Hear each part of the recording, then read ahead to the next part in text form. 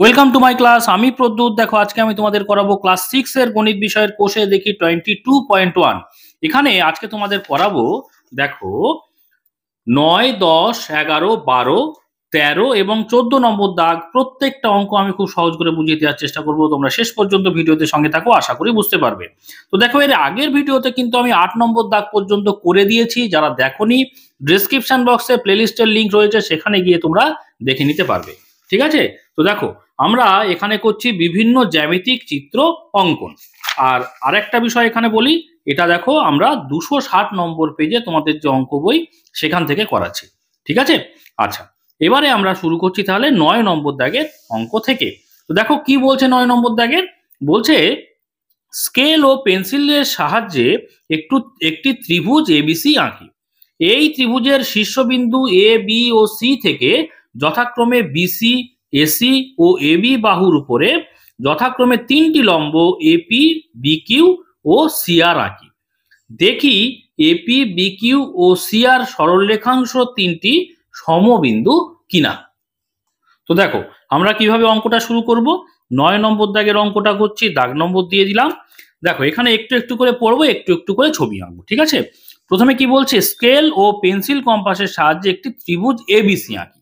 তাহলে তোমরা কি করবে সব সময়, যে খাতার ওপর নিচ ডান দিক বাঁ দিক সব দিকে কিন্তু একটু জায়গা রাখবে। জায়গা রেখে ঠিক মাঝ বরাবর একটা ত্রিভুজ নেবে। ঠিক আছে? প্রত্যেকটা ছবির ক্ষেত্রে এরকম করে আঁকবে, সব দিকে যেন জায়গা থাকে। তাহলে একটা ত্রিভুজ আঁকবো, ত্রিভুজের তো কোনো মাপ এখানে দেওয়া নেই, তাই তো? সেই জন্য নিজের ইচ্ছে মতো একটা ত্রিভুজ আমি আঁকছি। তো এখানে দেখো, ত্রিভুজের একটা বাহু আমি নিয়ে নিয়েছি আন্দাজে, কত সেন্টিমিটার আমার দেখার দরকার নেই। এইবারে এই যে বাহুটা আছে, এই বাহুর মাপ অনুযায়ী আর দুটো বাহু এঁকে নিই। তাহলে ছবিটা একটু দেখতেও সুন্দর লাগবে। যে কোনো ত্রিভুজ আঁকলেই কিন্তু হবে যে এই বাহুর সমান আর দুটো বাহু, অর্থাৎ সমবাহু ত্রিভুজই হতে হবে, তার কোনো মানে নেই। কিন্তু আমি এখানে আঁকছি কেন, একটু ত্রিভুজ আঁকতেও যেমন সুবিধা হবে, দেখতেও তেমনি ভালো লাগবে।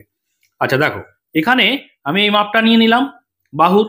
তো এবারে কি করব, এই বাহুর মাপ নিয়ে আমি পেন্সিল কম্পাস নিয়েছি। আমি কিন্তু এখানে পেনের সাহায্যে আঁকছি, প্রথমেই বলে রাখি, কারণ ছবিতে বা ভিডিওতে কিন্তু তোমরা এই পেনের দাগটা পরিষ্কার দেখতে পাবে। তোমরা কিন্তু ছবি যখন আঁকবে পেন্সিল দিয়ে আঁকবে। ঠিক আছে? তো আমি কি করছি, দেখো, এখানে একটা বৃত্ত চাপ নিয়ে নিলাম। বুঝতে পারলে? এবারে ঠিক একই মাপ নিয়ে এ প্রান্তে বসাবো, এই প্রান্তে বসিয়ে আর একটা বৃত্তচাপ নেব। এই যেখানে ছেদ করেছে, আমি যদি এ প্রান্ত থেকে এ প্রান্ত থেকে যুক্ত করে দিই, তাহলে কিন্তু ত্রিভুজ পেয়ে যাব। এবং এই ত্রিভুজটা কিন্তু 3টে বাহুই সমান পাবো। বুঝতে পেরেছো? আচ্ছা, এবারে 3টে বাহুই সমান, এটা হতেই হবে, তার কোনো কিন্তু মানে নেই। যে কোনো ত্রিভুজ নিলেই কিন্তু হবে। যাই হোক, এখানে আমরা ত্রিভুজ কি বলেছে, এবিসি, তাহলে নাম দিয়ে দিই। ধরো এটার নাম দিলাম এ, এখানে নাম দিলাম বি, এখানে নাম দিলাম সি। এবারে কি বলছে, এই ত্রিভুজের শীর্ষবিন্দু এ, বি ও সি থেকে যথাক্রমে বিসি, এসি ও এবি বাহুর ওপরে, মানে এ থেকে বিসি বাহুর ওপরে, বি শীর্ষবিন্দু থেকে এসি বাহুর ওপরে, আবার সি শীর্ষবিন্দু থেকে এবি বাহুর ওপরে কি বলছে, 3টি লম্ব আঁকবো। তাহলে এ থেকে যেটা আঁকবো সেটা হচ্ছে এপি, বুঝতে পেরেছো? আবার বি থেকে যেটা আঁকবো সেটা হয়ে যাবে বিকিউ, আর সি থেকে যেটা আঁকবো সেটা হয়ে যাবে সিআর। কিভাবে আঁকবো, তোমরা তো এর আগে যে অঙ্কগুলো আমি করিয়েছি সেখানে কিন্তু বাইরের বিন্দু থেকে কোনো সরলরেখার উপরে বা রেখাংশের উপরে কিভাবে লম্ব আঁকতে হয় সেটা কিন্তু আমি আগে অঙ্কগুলোতে করে দেখিয়েছি। তোমরা যারা দেখোনি, ডেসক্রিপশন বক্সে প্লেলিস্টের লিঙ্ক রয়েছে, কিন্তু আগে 8 নম্বর দাগ পর্যন্ত তোমরা দেখে নাও আগে ভালো করে, তাহলে বুঝতে পারবে খুব সহজেই, এই অঙ্কটাও বুঝতে পারবে। ঠিক আছে? তাহলে প্রথমে আমরা শুরু করছি এ বিন্দু থেকে বিসি বাহুর উপরে লম্ব কিভাবে আঁকবো। কি করব, দেখো, আগে কি করব, পেন্সিল কম্পাসের যে কাঁটার দিকটা সেটা এ বিন্দুতে বসাবো। ঠিক আছে? এবারে এমন ভাবে, এই যে এটাকে বাড়ানো এবং কমানো যায় তোমরা জানো, তো এমন ভাবে বাড়িয়ে বৃত্তচাপ এমন একটা নেব যাতে করে কি হয়, দেখো, এই বিসি বাহুকে দু জায়গায় যেন ছেদ করে, দুটো বিন্দু যেন এখানে পাই, সেইভাবে বৃত্তচাপ নেব। দেখো এখানে একটা আমি দেখো এইভাবে নিচ্ছি, এখানে একটা টাচ করছে, এখানে দু জায়গায় টাচ করছে। ঠিক আছে? তাহলে দেখো এইভাবে টেনে দিলাম। দেখতে পারলে যে বিসি বাহুকে দু জায়গায় আমরা দুটো বিন্দুতে ছেদ করেছে, তাই না? তাহলে দুটো বিন্দুতে ছেদ করে, এটা আমাদের সবসময় খেয়াল রাখতে হবে। এই একই মাপ নিয়ে, যেহেতু বাহু 3টে সমান, এখানে এই আঁকাটা একটু সুবিধা আছে, 3টে বাহু সমান করে নিয়েছি বলে। দেখো, যেহেতু 3টে বাহু সমান, আমাকে কিন্তু আর এই এটাকে চেঞ্জ করতে হবে না। এই একই মাপ নিয়েই কিন্তু এখানেও আমি টেনে দিলাম, দুটো বিন্দু পেয়ে যাব দুদিকে। ঠিক আছে, দেখো দুটো বিন্দু পেয়ে গেলাম। আবার এবারে সি বিন্দুতে বসাবো। সি বিন্দুতে বসিয়েও আমি অপর দিকে যে বাহুটা আছে এবি, সেখানেও কিন্তু এমন ভাবে টানলাম যে দুটো বিন্দু পেয়ে গেলাম দুদিকে। বুঝতে পেরেছো? এইবারে কি করব দেখো, প্রথমে এ বিন্দুটার থেকে বিসি বাহুর উপরে লম্ব আঁকার জন্য এই যে দুটো বিন্দু পেলাম, বিসি বাহুর উপরে এই একটা বিন্দু পেলাম আর এই একটা বিন্দু পেলাম, তাই না? এই দুটো বিন্দুর মধ্যে অর্ধেকের বেশি, সবসময় মাথায় রাখবে, এখানে এখানে যে দুটো বিন্দু পেয়েছি, এখান থেকে এইটার একটা তো দৈর্ঘ্য আছে, তার অর্ধেকের বেশি। দেখো পেন্সিল কম্পাসের কাঁটাটা একদিকে বসালাম, বসিয়ে এই যে দেখো এতটা কি পুরোটা আমি দেখো এই ছোট করে নিলাম। ছোট করলে কিন্তু হবে না। ছোট মানে কি, এখান থেকে এই পর্যন্ত যে দৈর্ঘ্য তার অর্ধেকের ছোট হয়ে গেছে। অর্ধেকের ছোট হলে হবে না, মাথায় রাখতে হবে অর্ধেকের বেশি যেন হয়। দেখো আমি একটু বাড়িয়ে নিলাম, দেখো অর্ধেকের বেশি হয়ে গেছে, তাই তো? আর একটু যত খুশি বাড়াতে পারে, কিন্তু অর্ধেকের বেশি ছোট যেন না হয়। দেখো অর্ধেকের বড় আমি নিয়ে নিয়েছি। এবারে কি করব দেখো, এবারে নিচের দিকে বৃত্তচাপ নেব। এই প্রান্তে বসে একবার বৃত্তচাপ নেব, আরেকবার কি করব, এখানে যে বিন্দুতে ছেদ করেছে, এই যে সরলরেখাংশকে যে বিন্দুতে বৃত্তচাপটা ছেদ করেছে, সেখানে কাঁটাটাকে বসাবো। দেখতে পাচ্ছ? এবার নিচে বৃত্তচাপের উপরে আরেকটা বৃত্তচাপ নেব, যাতে করে দুটো ছেদ করে। বুঝতে পেরেছো? এবারে কি করব বলো তো, এবারে আমরা এই এ বিন্দু থেকে এই পর্যন্ত টেনে দেব। দেখো ভালো করে খেয়াল করো, এই এ বিন্দু থেকে এটা টেনে দিলাম। ঠিক আছে, এই যে বাহুটা পেলাম, এইটা কি বলছে, এপি লম্ব এঁকেছি। দেখো এ থেকে যেটা এপি লম্ব, তাই না? তাহলে এইটার নাম দিলাম কি, এটার নাম দিতে হবে আমরা পি দিয়ে দিলাম। এপি হয়ে গেল লম্ব। এবারে সি বিন্দু থেকে একই রকম ভাবে এর উপরে এবির উপরে লম্বটা আঁকবো। কিভাবে দেখো, দুদিকে তো আমরা দুটো ছেদ বিন্দু পেয়েছি, এই একটা ছেদ বিন্দু আর কি এই একটা ছেদ বিন্দু, তাই না? তাহলে ওখানে কি করব, আমরা পেন্সিল কম্পাস বসাবো। অর্ধেকের বেশি, দেখতে পাচ্ছ অর্ধেকের বেশিই হয়ে আছে, অর্ধেকের বেশি। আমরা এদিকে একটা বৃত্তচাপ নেব এই প্রান্তে বসিয়ে, আবার এই প্রান্তে বসিয়ে আর একটা বৃত্তচাপ নেব, যাতে করে দুটো বিন্দু ছেদ করে এখানে। তাহলে এটা আমরা ঠিক একই রকম ভাবে সি বিন্দু থেকে এই যে দুটো বৃত্তচাপ যেখানে ছেদ করেছে যুক্ত করে দেব। দেখো যুক্ত করে দিলাম। ঠিক আছে, এবারে কি করব, বি বিন্দু থেকে এসির ওপরে লম্ব টানবো। কিভাবে, বি বিন্দু তো এসির বাইরে আছে, তাই না? তাহলে এখান থেকে একই রকম প্রক্রিয়ায়, অর্থাৎ এখানেও দেখো বি বিন্দুর অপোজিটে যে এসি বাহু, তার উপরে যে বৃত্তচাপ আমি এঁকেছিলাম, দু জায়গায় ছেদ করেছে, এই একটা বিন্দু আর এই একটা বিন্দু, তাই তো? এই দুটো বিন্দু থেকে আমরা একই রকম ভাবে দেখো পেন্সিল কম্পাস নিয়ে অর্ধেকের বেশি হয়ে আছে। এবার আমরা কি করব, এ প্রান্তে বসিয়ে একটা বৃত্তচাপ আঁকবো, আর ওই দিকে যে বিন্দুতে ছেদ করেছে সেখানে একটা বসিয়ে বৃত্তচাপ নেব। এখানে দেখো ছেদ করেছে, এবার আমরা যুক্ত করে দেব। কোথা থেকে, কোনটা, এই বি বিন্দু থেকে যুক্ত করে দেব। ঠিক আছে, তো দেখো এই যে আমরা যুক্ত করে দিলাম। দেখতে পাচ্ছ যে এই তিনটে যে যুক্ত করলাম, তিনটে লম্ব যে টানলাম, তারা কিন্তু একটা মাঝখানে একই বিন্দুতে ছেদ করেছে, তাই না? অর্থাৎ এই তিনটে লম্বটাই কিন্তু সমবিন্দু, অর্থাৎ একই বিন্দুতে ছেদ করেছে। এবার আমরা টেনেছি, পরপর নাম দিয়ে দিই। দেখো এপি হলো, এবার বি থেকে যেটা আমরা টেনেছি সেই লম্বটা কি বলেছে, বি কিউ লম্ব। তাহলে বি, এইটা কি লিখবো, এই জায়গাটায় আমরা নাম দেব কিউ। আচ্ছা, তারপরে সি থেকে যেটা টেনেছি সি আর লম্ব, তাহলে সি, এখানে নাম দিলাম আর। বুঝতে পেরেছো? এবার মাঝখানে যে বিন্দুতে ছেদ করেছে তার নাম দিলাম ও। বুঝতে পেরেছো? এবারে এই যে বাইরের দিকে যে তিনটে কোণ বিন্দু আমরা পেয়েছি, তার নাম দিয়ে দিলাম ধরো ডি, আর নিচে নাম দিলাম ই, আর এখানে নিজের ইচ্ছে খুশি একটা নাম দিয়ে দিলাম ডিইএফ। নাম দেওয়া আমাদের কমপ্লিট। এবারে জানতে চেয়েছে দেখো যে দেখি এপি, বিকিউ ও সিআর সরলরেখাংশ তিনটি সমবিন্দু কিনা। তোমরা দেখতে পাচ্ছ তিনটে সরলরেখায় একটা নির্দিষ্ট বিন্দুতে ছেদ করেছে। কাকে আমরা সমবিন্দু সরলরেখা বলি? দেখো আমি এখানে দেখাচ্ছি, যদি ধরো এই একটা সরলরেখা, এই একটা সরলরেখা বা একটা সরলরেখা, এই এরকম অসংখ্য সরলরেখা টানা যায়, একটা নির্দিষ্ট বিন্দু দিয়েই সমস্ত সরলরেখাগুলো যাচ্ছে, তাই না? তাহলে যে সমস্ত সরলরেখা বা সরলরেখাংশ একটা নির্দিষ্ট বিন্দু দিয়ে যায়, সেই সমস্ত সরলরেখাকে কি বলে বলতো, সমবিন্দু সরলরেখা বলে। ঠিক আছে, সমবিন্দু সরলরেখা বলে। তাহলে এখানে দেখতে পাচ্ছি যে লম্ব তিনটি আমরা এঁকেছি এপি, সিআর আর ও কিউ, এই তিনটে লম্ব কিন্তু ও বিন্দু দিয়ে গেছে, অর্থাৎ তিনটে লম্বই কি আমরা দেখতে পাচ্ছি সমবিন্দু সরলরেখা, তাই তো? সেটাই আমি এবারে এখানে গুছিয়ে লিখে দেব। দেখো এখানে যেভাবে লেখা আছে সেটাই একটু গুছিয়ে লিখে দিয়েছি। নিচে কি লিখেছি দেখো, যে ত্রিভুজ এবিসি এর শীর্ষবিন্দু এ বি ও সি থেকে যথাক্রমে বিসি, এসি ও এবি বাহুর উপরে যথাক্রমে এপি, বিকিউ ও সিআর লম্ব আঁকলাম। এই কথাটাই কিন্তু বইতেই লেখা আছে, দেখো ভালো করে, আলাদা করে ভেবেচিন্তে কিছু লেখার দরকার নেই। এখানেই লেখা রয়েছে যে শীর্ষবিন্দু এবিসি থেকে যথাক্রমে বিসি, এসি ও এবি বাহুর উপরে যথাক্রমে তিনটি লম্ব এপি, বিকিউ আর সিআর আঁকি। এই আঁকির জায়গাটায় আমি লিখেছি কি আঁকলাম, যেহেতু তুমি এঁকেছো সেজন্য লিখবে আঁকলাম, আর কিছুই নয়। বইয়ের যে ভাষা সেটাই তোমাদের লিখে দিতে হবে। আর কি জানতে চেয়েছিল, এপি, বিকিউ ও সিআর সরলরেখাংশ তিনটি সমবিন্দু কিনা। তাহলে কিনা দেখতে পাচ্ছি আমরা কি, যে দেখতে পাচ্ছি দাড়ি দিয়ে লিখেছি দেখো, দেখা যাচ্ছে, কোথায় দেখা যাচ্ছে, ছবিতে দেখা যাচ্ছে, দেখা যাচ্ছে এপি, বিকিউ ও সিআর সরলরেখাংশ তিনটি সমবিন্দু। বুঝতে পেরেছো? এইভাবে লিখে দিতে হবে। দেখতে পাচ্ছ তিনটে লম্ব কোথায়, ও বিন্দুতে ছেদ করেছে, তাই না? ওই জন্য তিনটে আমরা কি লিখে দিলাম এখানে, সমবিন্দু। আশা করি বুঝতে পেরেছো। এবার দেখো 10 নম্বর দাগের অঙ্কটা আমরা করব। কি বলছে দেখো তো, বলছে সেট স্কোয়ারের সাহায্যে এবিসি একটি সমকোণী ত্রিভুজ আঁকি যার কোণ এবিসি সমান 90 ডিগ্রি। বি বিন্দু থেকে অতিভুজ এসি এর উপর একটি লম্ব আঁকি। তারপর বলছে ত্রিভুজে এ বি ও সি বিন্দু থেকে বিপরীত বাহুগুলির উপরে লম্ব তিনটি কোনো বিন্দুতে মিলিত হয়েছে কিনা দেখি এবং কোনো বিন্দুতে মিলিত হলে সেই বিন্দুটির নাম লিখি। ভালো কথা। এবারে দেখো এখানে একটা শব্দ দেখতে পাচ্ছ যে সেট স্কোয়ার। সেট স্কোয়ার কিন্তু কি এর আগের ভিডিওতে আমি দেখিয়েছি, তাও আর একবার দেখিয়ে দিই।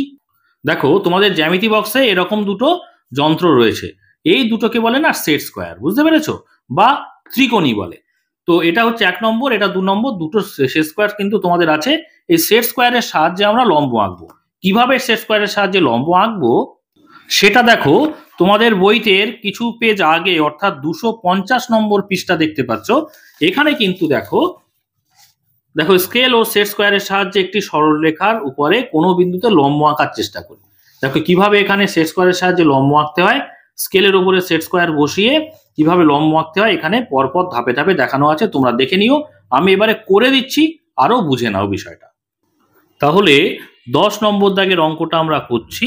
দাগ নম্বর দিয়ে দিলাম। প্রথমে আমরা কি করবো বলতো, ওপর নিচে ডান দিকে বাঁ দিকে সব দিকে একটু জায়গা রেখে ঠিক একটু মাঝ বরাবর একটা রেখাংশ নেব। ঠিক আছে, এখানে কি বলেছে, সেট স্কোয়ারের সাহায্যে এবিসি একটি সমকোণী ত্রিভুজ আঁকবো। তাহলে একটা রেখাংশ নিলাম। এই যে রেখাংশটা নিলাম, এখানটায় না আমি এই স্কেলটাকে বসিয়ে রাখবো। ভালো করে খেয়াল করো সেট স্কোয়ারের সাহায্যে কিভাবে, পেন্সিল কম্পাসের সাহায্যে তো আমরা আঁকতে পারি লম্ব, সেট স্কোয়ারের সাহায্যে কিভাবে আঁকতে হয় ভালো করে খেয়াল করো। এই যে দাগ বরাবর আমি স্কেলটাকে বসালাম, এবারে এই দেখো একটা সেট স্কোয়ার, যে কোনো একটা নিলেই হবে। এই সেট স্কোয়ারটাকে এই স্কেল বরাবর বসিয়ে কি করবো বলতো, এখানে যে প্রথম যে বিন্দুটা দেখো, এই যে প্রথম যে বিন্দুটা, সেই বিন্দু পর্যন্ত আনবো।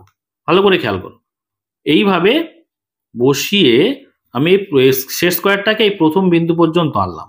ঠিক আছে, এই দুটো এইভাবে ধরে নাম, ধরে কি করব, এই বরাবর আমি ওপরে পর্যন্ত দাগ টেনে দেবো। দেখো এই দেখো হয়ে গেল, দেখতে পেয়েছো, বুঝতে পেরেছো? তো এইভাবে সেট স্কোয়ারের সাহায্যে আমাদের কিন্তু সমকোণ পেলাম। এবারে এই বিন্দুটা আর এই বিন্দুটা, এই দুটো বিন্দু যদি আমরা যুক্ত করে দিই তাহলে কি পাবো, সমকোণী ত্রিভুজ পেয়ে যাবো। দেখে এইভাবে যুক্ত করে দিলাম। ঠিক আছে, এটা পেয়ে গেলাম কি সমকোণী ত্রিভুজ। এই কোণটা কিন্তু সমকোণ 90 ডিগ্রি। এবারে নাম দিতে দেবো কি এবিসি, যার কোণ এ বি সি, অর্থাৎ বি কোণটা কিন্তু 90 ডিগ্রি। তাহলে নাম দিলাম এ, এটা নাম দেবো বি, এটা নাম দেবো সি। তাহলে এই যে বি কোণটা কত ডিগ্রি হয়ে গেল, 90 ডিগ্রি হয়ে গেল। এবারে কি বলছে দেখো, বি বিন্দু থেকে অতিভুজ এসি, অতিভুজ কোণটা এইটা এসি, এসি অতিভুজের উপরে একটি লম্ব আঁকি। এবারে এই লম্বটা কিভাবে আঁকি দেখো, এই যে এসি তার বাইরের বিন্দু তো বি, তাই তো, এসির বাইরের বিন্দু বি, এর আগের ক্ষেত্রেই আমরা করেছি। কিভাবে না, একটা পেন্সিল কম্পাস নেব, পেন্সিল কম্পাস নিয়ে বি বিন্দুতে আমরা, যেহেতু বি বিন্দু থেকে এসির ওপরে লম্বটা টানতে চাইছি, তাহলে বি বিন্দুতে কাঁটাটা বসাবো। বসিয়ে কি করব, এমন ভাবে এটাকে সেট করব পেন্সিলটাকে, যে এমন একটা বৃত্তচাপ নেব যেটা এ এবং সি বাহুকে কি করবে, দু জায়গায় ছেদ করবে। দেখো কম বেশি করে দেখবো যে দু জায়গায় যেন ছেদ করে, এরকম বাড়িয়ে কমিয়ে দেখে নিতে হবে। দেখে নিলাম দু জায়গায় ছেদ করছে। দেখো আমি এইভাবে একটা বৃত্তচাপ নিলাম, দেখতে পাচ্ছ দুই জায়গায় ছেদ করেছে, এই একটা জায়গা আর এই একটা বিন্দু, দুটো বিন্দু পেয়ে গেলাম। এইবারে যে দুটো বিন্দু পেলাম, এই দুটোর যে দূরত্ব, অর্থাৎ এখান থেকে এই পর্যন্ত এইটুকুর যে দূরত্ব, তার অর্ধেকের বেশি মাপ নেব আমরা। অর্ধেকের বেশি মানে কি, দেখো ভালো করে খেয়াল করো ছবিতে, এই দেখো আমি কমালাম, অর্ধেকের, এখান থেকে এইটুকুর যে দূরত্ব তার অর্ধেকের কম হয়ে গেল, কিন্তু তাহলে কিন্তু হবে না। কি করব, দেখো বাড়াচ্ছি বাড়াচ্ছি, অর্ধেকের বেশি হয়ে গেছে এবার। আর যত খুশি বাড়াতে পারবে কিন্তু কমাতে পারবে না, অর্ধেকের কম যেন না হয়। তাহলে এবারে একটুখানি মোটামুটি মানানসই আকারে আমি অর্ধেকের বেশি বাড়িয়ে নিলাম। এবারে কি করব, এই প্রান্ত থেকে যেখানে দুটো বিন্দুতে ছেদ করেছে, তাহলে একটা বিন্দুতে বসিয়ে এই প্রান্তে একটা বৃত্তচাপ নেব।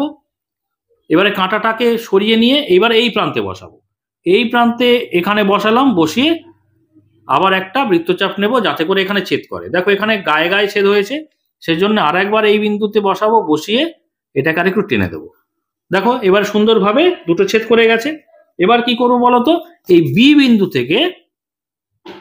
বিন্দু থেকে দেখো এই যেখানে ছেদ করেছে সেই পর্যন্ত টেনে দেব। দেখো তাহলে কি হলো বলতো, এই বি বিন্দু থেকে এসি এর উপরে কিন্তু একটা লম্ব হয়ে গেল। আমি লম্বর নাম দিলাম, ধরো এটার নাম দিলাম বি, এটার নাম দিলাম পি, বিপি লম্ব হলো। আর এখানে একটা নাম দিয়ে দিলাম, ধরো এম নাম দিয়ে দিলাম। বুঝতে পেরেছো?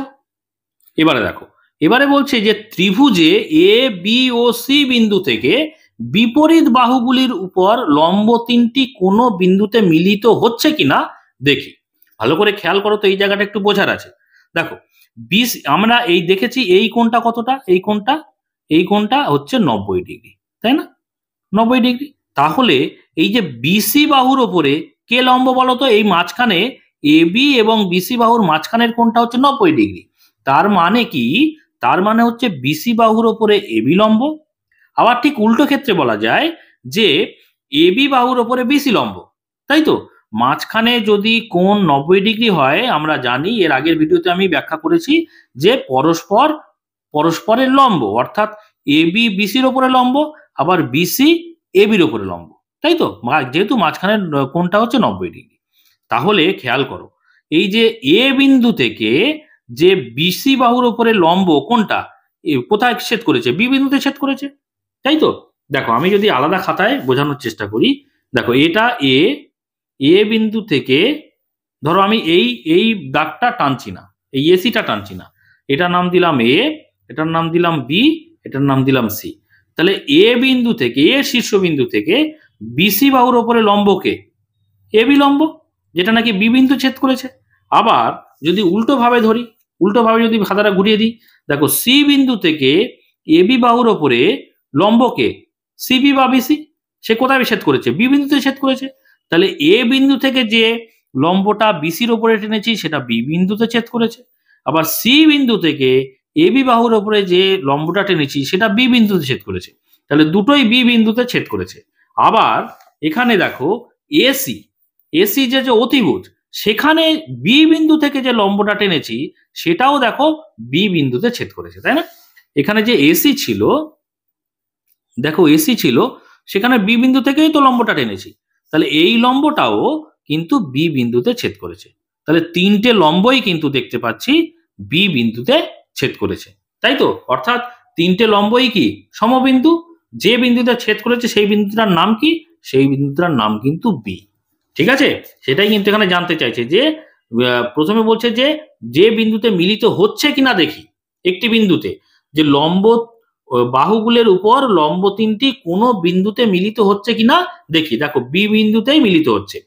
এ শীর্ষবিন্দু থেকে আমরা বিসি বাহুর উপরে যে লম্বটা টেনেছি সেটাও বি বিন্দুতে ছেদ করেছে।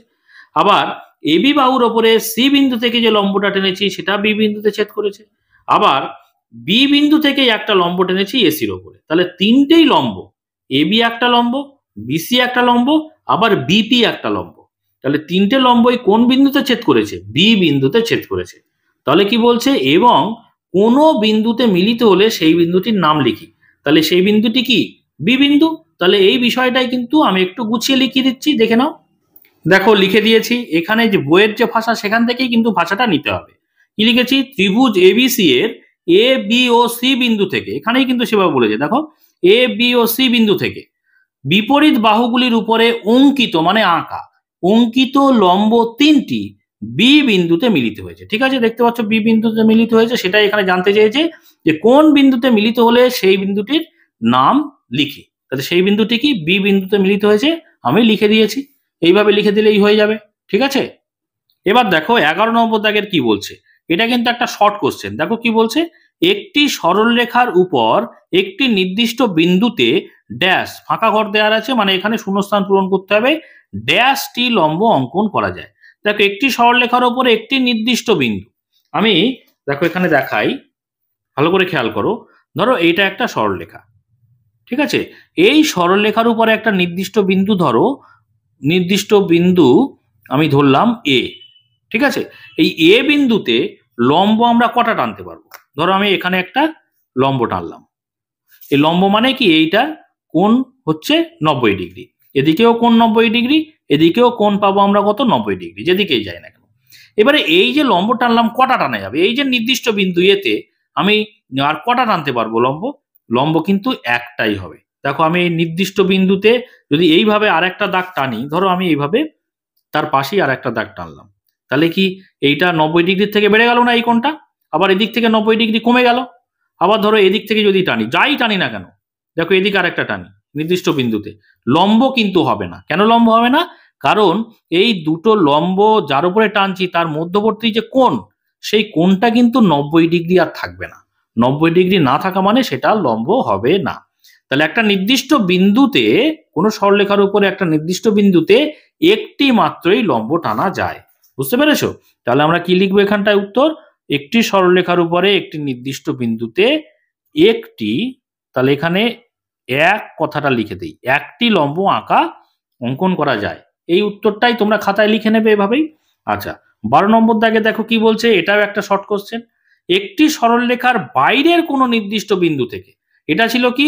যে সরলরেখার উপরে, এটা ছিল সরলরেখার উপরে, আর এখানে কি বলছে? একটি সরলরেখার বাইরের কোনো নির্দিষ্ট বিন্দু থেকে ওই সরলরেখার উপরে ড্যাশ, অর্থাৎ একটি বা একটির বেশি লম্ব অঙ্কন করা যায়। বিষয়টা কিরকম বলো তো? এর আগের ছবিটা উপরে নিয়েছিলাম, ধরো এটা একটা সরলরেখা টানলাম, আমি এটা একটা সরলরেখা টানলাম, দুদিকে তীর চিহ্ন দিলাম সরলরেখা বলে, দুদিকেই টানা যায় অসীম পর্যন্ত। এবারে এর আগে করেছিলাম সরলরেখার উপরে এ বিন্দু নিয়েছিলাম, এইবারে দেখো সরলরেখার বাইরে বলেছে, ধরো বাইরে একটা বিন্দু নিলাম পি। এই পি বিন্দু থেকে এই সরলরেখার উপরে কিন্তু একটাই সরলরেখা মানে লম্ব টানা যায়। ধরো আমি এখানে আমি এই লম্ব টানলাম, এটা লম্ব মানে কি? এটা 90 ডিগ্রি, আবার এই দিকের কোণ যেটা পাচ্ছি সেটাও কিন্তু 90 ডিগ্রি। এবারে পি থেকে আর যে কোনো যদি সরলরেখা টানো, ধরো এখানে একটা সরলরেখা টেনেছো, ঠিক আছে, ধরো এদিকেও টেনেছো, সেগুলো কিন্তু আর লম্ব হবে না। কেন বলো তো? কারণ এই কোণটা দেখতে পাচ্ছ, এটা কিন্তু 90 ডিগ্রি থেকে বেড়ে গেছে, আবার এর উল্টো দিকে যে এই কোণটা 90 ডিগ্রি থেকে কমে গেছে। বোঝা গেল? তাহলে পি বিন্দু অর্থাৎ বাইরের যে কোনো বিন্দু থেকে কোনো সরলরেখার উপরেও কিন্তু একটি মাত্রই লম্ব টানা যায়। সে তার মানে কি পেলাম? যে সরলরেখার উপরেও কোনো নির্দিষ্ট বিন্দুতে একটি মাত্র লম্ব টানা যায়, আবার সরলরেখার বাইরে যে কোনো বিন্দু থেকে ওই সরলরেখার উপরেও কিন্তু একটি মাত্রই লম্ব টানা যাবে। অন্য লম্ব টানার চেষ্টা করলেই কিন্তু মাঝখানের যে কোণটা 90 ডিগ্রি থাকবে না, কম বেশি হয়ে যাবে, মানে লম্ব হবে না। মোট কথা তাহলে আমরা উত্তরটা এখানে কি লিখবো? একটি, আমি টিক দিলাম আর ব্র্যাকেটের এই ফাঁকা ঘরে লিখেও দিলাম, একটি লম্ব অঙ্কন করা যায়। ঠিক আছে, এবারে আমরা 13 নম্বর দাগের অঙ্কটা দেখব। 13 নম্বর দাগের কি বলছে দেখো, বলছে একটি সরল রেখাংশ এবি অঙ্কন করি, এই সরল রেখাংশের উপর যে কোনো দুটি বিন্দু পি ও কিউ নিই, পি ও কিউ বিন্দু দুটিতে এবি সরল রেখাংশের উপর যথাক্রমে দুটি লম্ব পিএম ও কিউএন আঁকি। দেখি পিএম ও কিউএন সরল রেখাংশ দুটি পরস্পর ছেদি না সমান্তরাল। দেখো কোনো সরলরেখার উপরে কোনো নির্দিষ্ট বিন্দু থেকে লম্ব আঁকা, এর আগে কিন্তু আগের ভিডিওতে আমি শিখিয়েছি। দেখো 5 নম্বর দাগের অঙ্ক, তারপরে 7 নম্বর দাগের অঙ্কে কিন্তু এই একই বিষয় ছবি আমরা এঁকেছি। ঠিক আছে, তোমরা যদি না দেখে থাকো ওই ভিডিওতে গিয়ে, আগের ভিডিওতে গিয়ে কিন্তু তোমরা দেখে নিও। ঠিক আছে, আচ্ছা এবারে আমরা পরপর একটু একটু করে পড়বো, একটু একটু করে ছবি আঁকবো। তাহলে প্রথমে আমরা কি করব, একটি সরলরেখাংশ এ বি অঙ্কন করি। 13 নম্বর দাগের অঙ্কটা আমরা করছি। প্রথমে আমরা একটা সরল রেখাংশ আঁকবো। দেখো কি করবে, একটু উপরে জায়গা রেখে, ডান দিক বাঁ দিক জায়গা রেখে ঠিক খাতার মাঝ বরাবর কি করবে, একটা নিজের নির্দিষ্ট কোনো মাপ নেই সেজন্য একটা সরল রেখাংশ নিয়ে নেবে, কোনো মাপের প্রয়োজন নেই। নাম দেবে কি এ বি, তাহলে এখানে নাম দিলাম এ, এখানে নাম দিলাম বি। এবারে কি বলছে, এই সরল রেখাংশের উপর যে কোনো দুটি বিন্দু পি আর কিউ নেই। তাহলে ধরো এখানে একটা বিন্দু নাও পি, আর এখানে একটা বিন্দু নিলাম কিউ। ঠিক আছে, এবারে বলছে দেখো পি ও কিউ বিন্দু দুটিতে এ বি সরল রেখাংশের উপরে যথাক্রমে লম্ব পি এম আর কিউ এন আঁকি। তাহলে কিভাবে আমরা সেটা আঁকবো, দেখো প্রথমে আমরা পেন্সিল কম্পাস নেব।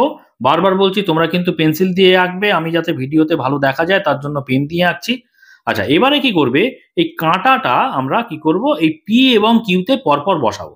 প্রথমে পি দিতে লম্ব আঁকি, তারপরে কিউতে আঁকবো। ঠিক আছে, তাহলে পিতে কাঁটাটা বসাবো, আর এই যে পেন্সিল কম্পাসটাকে অ্যাডজাস্ট করে একটা মাপ নিয়ে বৃত্তচাপ নেব। ঠিক আছে, এই যে মাপ নিয়ে একবার মাপ নিয়ে নিলাম, এটাকে কিন্তু আর সরাবো না। প্রথম যে মাপটা নেব সেটা নিজের পছন্দ মতো বেশি কম করে করতে পারি, কিন্তু একবার নেওয়া হয়ে গেলে কিন্তু সেটা আর আমরা সরাবো না। তাহলে পি বিন্দুতে আমরা বৃত্তচাপ নিচ্ছি, দেখো বসিয়ে কাঁটাতে বসিয়ে, পি বিন্দুতে কাঁটাটা বসিয়ে আমরা এরকম একটা বৃত্তচাপ, বড় করে বৃত্তচাপ নেব। ঠিক আছে, এই যে বৃত্তচাপ নিলাম, এবারে কাঁটাটা তুললাম, তুলে দেখো রেখাংশের উপরে বৃত্তচাপটা যেখানে ছেদ করেছে সেখানে কাঁটাটা ফের বসাবো। বসিয়ে বৃত্তচাপের উপরে ওই একই মাপ কিন্তু আর সরাইনি, বৃত্তচাপের উপরে আর একটা বৃত্তচাপ নেব। হয়ে গেল। এবারে বৃত্তচাপের উপরে বৃত্তচাপটা যেখানে ছেদ করেছে সেখানে কাঁটাটা বসিয়ে আর একবার বসাবো। বসিয়ে দেখো আর একটা মাপ নিয়ে, ওই একই মাপ নিয়ে কিন্তু ওই বৃত্তচাপের উপরে আর একটা বৃত্তচাপ নেব। পরপর নিচ্ছে কিন্তু, যে মাপ নিয়ে প্রথম বৃত্তচাপ নিয়েছি যেখানে ছেদ করেছে, সেই একই মাপ নিয়ে ওখানে কাঁটা বসিয়ে বৃত্তচাপ নিলাম, সেই একই মাপ নিয়ে আবার যেখানে ছেদ করেছে সেখান থেকে কাঁটা বসিয়ে সরিয়ে আবার বৃত্তচাপ নিলাম। ঠিক আছে, এবারে এই বৃত্তচাপটাকে না একটু বাড়িয়ে দেবো। তোমরা এটাকে পুরোপুরি বাড়াতে পারো বা মাঝখানে একটুখানি গ্যাপ দিয়েও টানতে পারো, কোনো অসুবিধা নেই। তো বাড়িয়ে দিলাম। এবারে কাঁটাটাকে তুলে এই যে পরে যে ছেদ করেছে সেখানে বসাবো। একবার এই প্রান্ত থেকে হলো, এবারে আরেকবার এই প্রান্তে বসাবো। বসিয়ে দেখো ছেদ করে দিলাম। তাহলে এই প্রান্ত থেকে একটা পেলাম, এই প্রান্ত থেকে একটা পেয়ে দুটো বৃত্তচাপ এখানে ছেদ করলো। এই যে ছেদ করলো এইটা যদি আমরা কি করি, মানে যুক্ত করে দিই, পি থেকে যদি যুক্ত করে দিই কি পাবো জানো তো, লম্ব পাবো। দেখো দেখো স্কেলের সাহায্যে আমি এটা টেনে দিলাম। ঠিক আছে, এবারে ঠিক একই রকম ভাবে কিউতে টানবো। এবারে কিউতে যে বৃত্তচাপটা আমি যদি বাঁ দিকে নিই তাও হবে, আবার ডান দিকে জায়গা থাকলে ডান দিকেও দেখো জায়গা আছে, ডান দিকেও কিন্তু নেওয়া যাবে, কোনো অসুবিধা নেই। একই রকম ভাবে আমি কিউ বিন্দুতেও কিন্তু বৃত্তচাপ নিলাম। ঠিক আছে, একটু বড় করে নিলাম। এবারে এই বৃত্তচাপটা এখানে যেখানে ছেদ করেছে রেখাংশের সঙ্গে সেখানে আমি কি করলাম, কাঁটাটা বসালাম। সেই একই মাপ নিয়ে কিন্তু বৃত্তচাপের উপরে বৃত্তচাপ নিলাম, আবার কাঁটাটা তুলে যেখানে ছেদ করেছে সেখানে বসালাম, বসিয়ে আরেকটা চাপ নিলাম যেটা নাকি বৃত্তচাপকে ছেদ করে। এবারে এখানে বসিয়ে কিন্তু এখানে একটা ছেদ তো তৈরি করলাম, আবার এটা পুরোটাই বাড়িয়ে দিতে পারি বা একটু গ্যাপ দিয়েও উপরে তুলে দিতে পারি। ঠিক আছে, এবারে এখানে যে ছেদ করেছে সেখানে কাঁটাটা বসাবো, বসিয়ে এই বৃত্তচাপ, দুটো বৃত্তচাপ এমন ভাবে আঁকবো যাতে করে এখানে ছেদ করে। হলো। ঠিক এইবারে এই বিন্দুটা আর এই কিউ বিন্দুটা কি করব, যুক্ত করে দেব। দেখো যুক্ত করে দিলাম, বুঝতে পেরেছো? তাহলে এখানে কি কি নাম দিতে বলেছিল দেখো, যে বি সরল রেখাংশের উপর যথাক্রমে দুটি লম্ব পি এম ও কিউ এন। তাহলে পি এখানে নাম দিলাম এম, আর কিউ এখানে নাম দিলাম এন। পি এম আর কিউ এন দুটি লম্ব আমরা এঁকে ফেললাম। এবারে কি বলছে দেখো, বলছে দেখি পি এম ও কিউ এন সরল রেখাংশ দুটি পরস্পর ছেদি না সমান্তরাল। দেখো তোমরা ভালো করে খেয়াল করতে পারছো যে পিএম এবং কিউএন আমরা যত দূরই টানি না কেন, উপরে টানি বা নিচে টানি, এরা কিন্তু কখনো পরস্পর ছেদ করবে না। অর্থাৎ এই দুটো সরল রেখাংশ দুজনেই কিন্তু সমান্তরাল, পরস্পর সমান্তরাল। বুঝতে পেরেছো? তাহলে এটাই আমরা যেটা জানতে চেয়েছি সেটা আমি একটু গুছিয়ে লিখে দিই। তো দেখো লিখে দিয়েছি, এবি সরল রেখাংশের উপর, দেখতে পাচ্ছ এবি সরল রেখাংশের উপর পি ও কিউ বিন্দুতে, পি এবং কিউ বিন্দুতে যথাক্রমে দুটি লম্ব পিএম এবং কিউএন, দেখো পি বিন্দুতে পিএম আর কিউ বিন্দুতে কিউএন আঁকলাম। ঠিক আছে, এখানে জানতে চেয়েছিল যে পিএম ও কিউএন সরল রেখাংশ দুটি পরস্পর ছেদি না সমান্তরাল। আমি দেখতে পাচ্ছি সমান্তরাল, সেই জন্য লিখেছি পিএম ও কিউএন সরল রেখাংশ দুটি সমান্তরাল। ঠিক আছে, এইভাবে লিখে দিলেই হয়ে যাবে। এবার দেখো 14 নম্বর দাগের অঙ্কটা কি বলছে দেখে নাও। বলছে 4 সেন্টিমিটার দৈর্ঘ্যের একটি সরল রেখাংশ অঙ্কন করি, ওই দৈর্ঘ্যের ব্যাসার্ধ নিয়ে একটি বৃত্ত আঁকি, বৃত্তের কেন্দ্রের নাম দিই ও, ব্যাস ছাড়া স্কেল ও পেন্সিলের সাহায্যে একটি জ্যা এবি আঁকি, ও বিন্দু থেকে এবি জ্যায়ের উপর একটি লম্ব ও এম আঁকি, এম ও বিএম সরল রেখাংশের দৈর্ঘ্য স্কেলের সাহায্যে মেপে এম ও বিএম সরল রেখাংশের সম্পর্ক লিখি। এই পুরোটা একসঙ্গে ভাবার দরকার নেই, আমরা ছোট ছোট একটু একটু করে পড়বো আর একটু একটু করে ছবি আঁকবো, তাহলেই বিষয়টা অনেক পরিষ্কার হবে। প্রথমে আমরা কি করব, 4 সেন্টিমিটার দৈর্ঘ্যের একটি সরল রেখাংশ আঁকবো। দেখো স্কেলের সাহায্যে 4 সেন্টিমিটার, একটু উপরের দিকে দেখো 4 মানে তোমরা দেখতে পাচ্ছ এই 4 বিন্দু, এই যে, আর এটা আমরা 0 থেকে কাউন্ট করব, 1 থেকে নয় কিন্তু 0 থেকে 4 পর্যন্ত। এই দেখো 4 সেন্টিমিটার, নাম দিলাম কি 4, মাপটা লিখলাম 4 সেন্টিমিটার। ঠিক আছে, এবারে কি বলছে, এইবারে বলছে দেখো যে ওই 4 সেন্টিমিটার নিলাম, এবারে বলছে ওই দৈর্ঘ্যের ব্যাসার্ধ নিয়ে একটি বৃত্ত আঁকি। তাহলে বৃত্ত আঁকবো কিভাবে, বৃত্ত নিশ্চয়ই তোমরা জানো, ব্যাসার্ধ কোন মাপটা নেব, এই 4 সেন্টিমিটার। তাহলে আমরা এরকম পেন্সিল কম্পাস নিয়ে যে কোনো একদিকে কাঁটাটা বসাবো পেন্সিল কম্পাসে, তারপরে এই দেখো মাপ নিয়ে নিলাম 4 সেন্টিমিটার মাপ নিলাম। ঠিক আছে, এই যে এটা পেলাম হচ্ছে ব্যাসার্ধের মাপ, এই মাপ ভাবে আমরা এইবারে কাঁটাটা বসিয়ে আমরা মাঝখানে একটা কি করব, বৃত্ত আঁকবো। দেখো এইভাবে মাপ তো আমরা আগে নিয়েছি, এইভাবে একটা চারদিকে ঘুরিয়ে দিলেই কিন্তু বৃত্ত পেয়ে যাব। ঠিক আছে, এইভাবে বৃত্ত এঁকে নিলাম। বুঝতে পেরেছো? তাহলে এই যে বৃত্তটা পেলাম তার ব্যাসার্ধ কত, 4 সেন্টিমিটার। তাহলে বৃত্তের মাঝখানে যে বিন্দুটা পেলাম সেটা হচ্ছে বৃত্তের কেন্দ্র। এবার দেখো কি বলছে, এবারে বলছে বৃত্তের কেন্দ্রের নাম দিই ও, তাহলে বৃত্তের কেন্দ্র এর নাম দিলাম ও, ভালো কথা। এবারে কি বলছে দেখো, ব্যাস ছাড়া স্কেল ও পেন্সিল কম্পাসের সাহায্যে একটি জ্যা এবি আঁকি। তাহলে এখন দেখো তোমরা ক্লাস 5-এ কিন্তু বৃত্তের জ্যা কাকে বলে শিখেছো। দেখো ধরো এটা একটা বৃত্ত, ঠিক আছে, বৃত্তটা আঁকা হয়েছে, মাঝখানে একটা কেন্দ্র আছে, কেন্দ্র বরাবর আমরা কি করতে পারি, একটা সরল রেখাংশ টানতে পারি পরিধির এ প্রান্ত থেকে ও প্রান্ত পর্যন্ত, আবার তার নিচেও কিন্তু অসংখ্য টানতে পারি এরকম, তাই না? তো এই যে টানছি, অর্থাৎ বৃত্তের যে কোনো দুটি নির্দিষ্ট বিন্দু, ধরো এটা একটা বিন্দু, এটা একটা বিন্দু, এই দুটো নির্দিষ্ট বিন্দুকে যখন আমরা রেখাংশ দ্বারা যুক্ত করছি তাদেরকে জ্যা বলে। এরা প্রত্যেকে কি জ্যা, অর্থাৎ ব্যাস যেটা নাকি কেন্দ্র দিয়ে গেছে, তাহলে জ্যা সবাই হলেও একটা জ্যা দেখতে পাচ্ছি কেন্দ্র দিয়ে গেছে, এই কেন্দ্রগামী জ্যাকে কিন্তু ব্যাস বলে। এগুলো কিন্তু আমরা সব শিখেছি ক্লাস 5-এ। যাই হোক, এখানে কি বলছে দেখো, এই কেন্দ্রগামী বা ব্যাস ছাড়া যে কোনো একটা জ্যা আঁকতে বলেছে। তাহলে জ্যা কিন্তু আমরা ব্যাস ও জানি, সেই ব্যাসটা কিন্তু এখানে আঁকা যাবে না, কারণ এখানে পরিষ্কার বলে দিচ্ছে দেখো, ব্যাস ছাড়া স্কেল ও পেন্সিলের সাহায্যে একটি জ্যা এবি আঁকি। তাহলে একটা জ্যা আমি যদি এই কেন্দ্র দিয়ে আঁকি তাহলে সেটা ব্যাস হয়ে যাবে, তাহলে কেন্দ্র দিয়ে আঁকবো না, কি করব না কেন্দ্রের নিচে কেন্দ্রগামীর যে কোনো সাইডে আমরা কি করব, আর যে কোনো একটা জ্যা আঁকবো যেটা নাকি পরিধিকে দুই প্রান্তে ছেদ করবে। সেই জ্যাটার নাম দিতে বলেছে দেখো, সেই জ্যাটার নাম দিতে বলেছে এ বি জ্যা। তাহলে নাম দিলাম এটা এ, এটা হচ্ছে বি। বুঝতে পেরেছো? এইবারে কি বলছে দেখো, এইবারে বলছে ও বিন্দু থেকে এ বি জ্যায়ের উপর একটি লম্ব ও এম আঁকি। এবারে ও একটা বাইরের বিন্দু, এবি যদি একটা সরলরেখাংশ ভাবি, তার বাইরের যে কোনো বিন্দু থেকে আমরা তো লম্ব আঁকতে শিখেছি, তাই তো? সেইভাবে লম্ব এঁকে দেবো। কিভাবে বলো তো? দেখো, পেন্সিল কম্পাস নেব, নিয়ে কি করব, এই বাইরের যে বিন্দু ও সেই বিন্দুতে বসাবো, তাই তো? এবারে পেন্সিল কম্পাসটাকে ছোট বড় এইভাবে করতে পারি। ছোট বড় করে এমন ভাবে আমরা একটা বৃত্তচাপ নেব যেটা নাকি এবি সরলরেখাংশকে দুটি বিন্দুতে ছেদ করে, একটি নয় কিন্তু।